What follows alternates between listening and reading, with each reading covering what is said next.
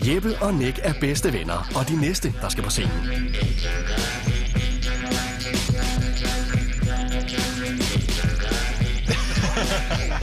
Hvor er det fantastisk. I er varmet fuldstændig op, drenge. Klar. Der er 3 dommer dernede. Værsgo. Værsgo. Så skal I helst.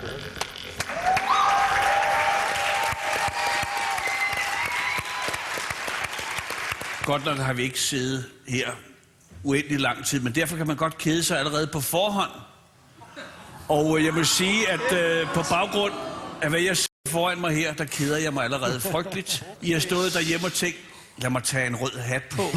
Og hvis du tager en rød hat på, så tager jeg en høj sort hat på. Men jeg glæder mig allerede til voteringen. Lad mig sige det på den måde. Kom i gang, drenge, og spil ikke min tid mere. Sådan.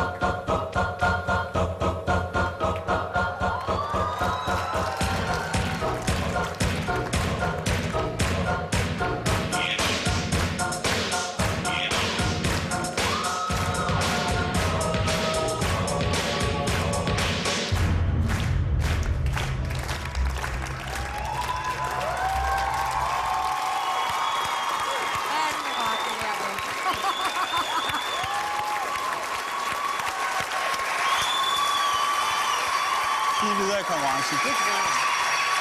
Goddag, gåsehud. Er du sindssyg, hvor var det fedt. I er så overlegne, og jeg elsker sådan noget. Det var bare overraskelsesmomentet, der var surprise i det. I er så knalddygtige, altså. Det er helt vildt. Jeg er solgt. Tak. Det er således, at frøken Stein nogle gange lader følelserne løbe af med hende. Derfor er det godt, hun sidder sammen med nogle strikte herrer, som ikke lader sig rive med af pøblen, der applauderer. Men det er krafteddermame godt, det I laver. Det må jeg sige.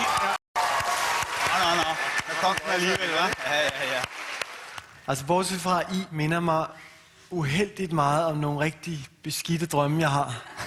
Ej, Hvordan er det at være inde i Martins Hals hoved? jeg tror ikke, der er så meget plads. 3 blændende jer. Vi ses.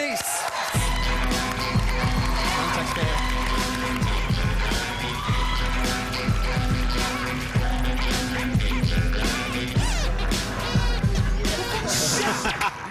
Hvor drenge, super fedt. Tillykke. Hvordan gjorde de det? Det ved jeg ikke. Men de kan noget, de der knægte. De har det, vi kalder talent. Især Julie Steinke var vild med robotdrengene. Lad os kigge lidt nærmere på den anden dommer i panelet.